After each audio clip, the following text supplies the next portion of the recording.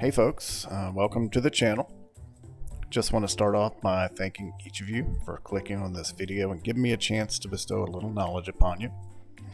Also want to give a little shout out to Yosin. His video that I'm adapting this from will be linked in the description below. It's a great video and technique for sure, but I personally was left still a little unclear on the process and had to play around on my own for a little bit after watching it to fully wrap my head around the process. I've since come to realize that this is a very similar video to one that I posted a few months back on a Facebook group that I'm a member of, which showed how using airplane mode and making note of the results from different multipliers in the partner events can help you get the best results possible. Since your spins for multipliers are predetermined in the game, you can spin in airplane mode until you get the note internet message and make notes for each spin and each multiplier as you go along. So you would do, say for example, 5, 6, 7 spins at X1 until you get the no internet, then you reset the game. And then you do 5, 6, 7, 8 spins at ×2 until you get the no internet, then reset, and so on for each multiplier. Once you complete that process and have documented all of your spins, you would then reset one final time and choose whichever multiplier from your notes gave you the best results. You would then respin using that multiplier with airplane mode turned off so that it will record your results, and you can maximize the points that you get by doing this. This video will cover the same process essentially, only we'll be working with whatever your maximum multiplier is. That's going to be ×20 in my case today, and then you'll also be working with the ×1 multiplier here as well. The process outlined in this video definitely requires some extra work, but as your maximum multiplier goes up, the return on your time investment will also have the potential to go up dramatically as well. And this can be very beneficial to you in the long run. Up to this point in the video, you've seen me start out at ×20 multiplier. I also have my notepad set up so that I can record my rolls as I go along with airplane mode on. I just want to point out that this part can definitely be frustrating at times. Sometimes you can go into airplane mode and get 7 or 8 spins in before getting the no internet pop, and other times you can go into airplane mode and get that no internet pop immediately. You'll learn to roll with the punches on this as you play with the technique more and more, but your goal when in airplane mode is to roll and record as many rolls as possible before you get that no internet pop, so that you can spend more time playing and less time resetting the game. I also want to point out as a side note here that I'm using an app called BlueStacks, which is a emulator for PC, which basically mimics Android. The process I'm using for resetting the game is very much the same on an actual Android phone. Keep an eye out in the future for a short tutorial on this process. Make sure to subscribe and also hit that notification bell so you'll be notified when that comes out.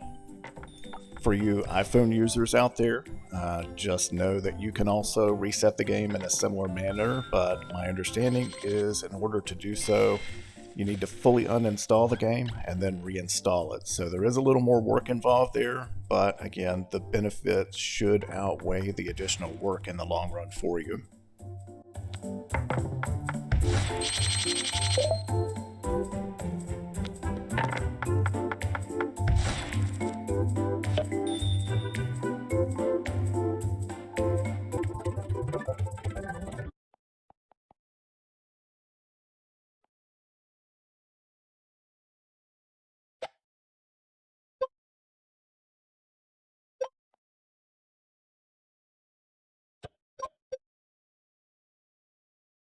Once you've recorded all of your rolls in airplane mode and reset the game, you'll turn airplane mode off and you'll look at the first number on your list. Here we see that as a 12, so I'm counting 12 spaces to see where that will land me. It looks like it's going to land me on Community Chest. Currently in the game, my hotspots are going to be railroads and utilities, so community chest really gets me nothing other than some money, and as a result, it's going to be low priority to me, so I'm going to roll at ×1. Keep in mind that each multiplier's rolls are already predetermined, so while I determined earlier that if I roll at ×20, I'll roll a 12 here, when I choose to roll at ×1, I'll get whatever the predetermined roll for ×1 is, which will be completely different from the ×20 roll we noted before. So if you go back a minute or so now and watch that ×1 roll again, you'll actually see that instead of the ×20 12 space roll we predicted, we end up going 3 spaces instead when rolling at ×1.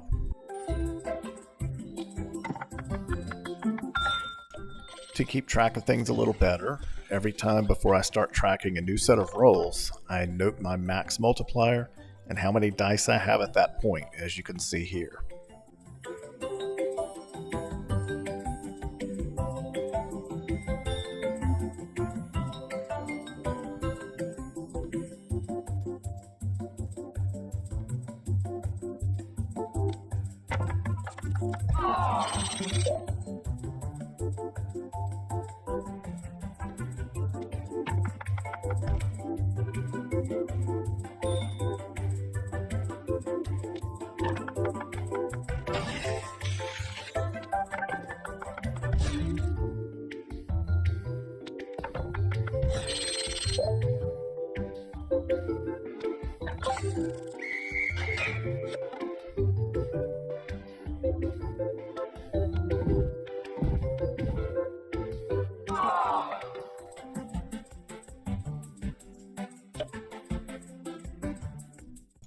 You'll notice I've sped up some portions of the video up to this point just to try and make the video a little bit shorter and speed by some of the repetitive parts.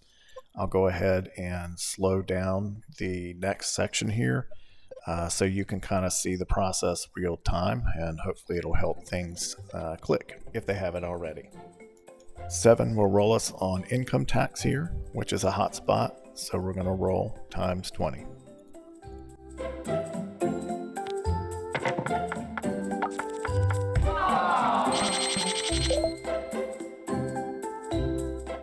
Six will put us at just visiting. No benefit there, so roll ×1. And you'll see since we rolled ×1, we got a different number of spaces and ended up on electric company. 7 is going to land us on a property tile. No benefit there, so rolling ×1 again.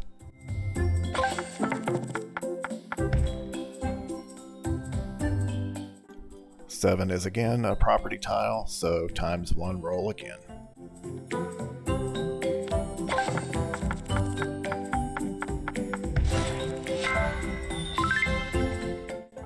4 is going to land us on chance, which can be a good tile to land on, so we'll go ahead and roll ×20 here.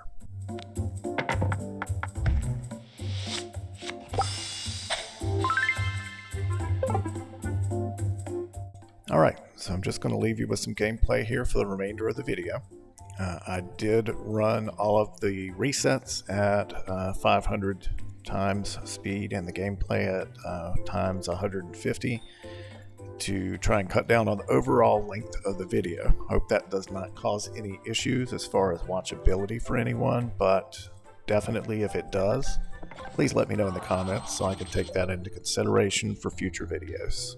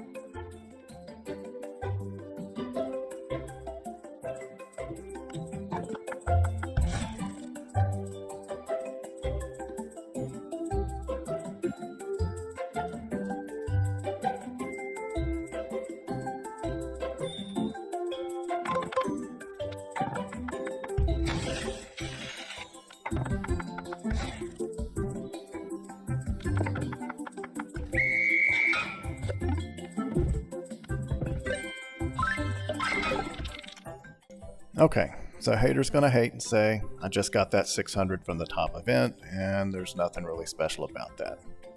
Thing to keep in mind here is I started out with 531 dice and ended with 882 just by playing the game for less than an hour. I encourage you to think for a minute, how much time per day do you spend playing? Using your normal playstyle on average, how quickly would you go through 531 dice? I know some people that can blow through thousands in a matter of minutes. Would you normally increase the number of dice you have in a span of less than an hour without buying any? All while progressing in the top and side events as well? I think for the vast majority of folks out there, the answer to that question is going to be no. Also, while not featured in this video, the top and especially the daily side tournaments can benefit greatly from this tactic. In the past, I was never really able to place in the top 10 for those daily tournaments, but once I started using the AP mode techniques, while it doesn't guarantee you will, you can definitely increase your odds of placing high or potentially getting first place, and of course getting higher dice rewards that way as well. I really hope you enjoyed this video and that you were able to gain some useful information from it. If you did find it useful or entertaining in any way, please subscribe for future content. Also note that channels on YouTube grow due to your interaction. Your leaving a like and a comment goes a very long way towards showing YouTube that this is valuable content and tells the algorithm to push it out to more folks. So even if it's just a comment to say thanks or a cool video, all comments are valuable to me and the channel and are very much appreciated. Thanks again for checking me out and have a great day.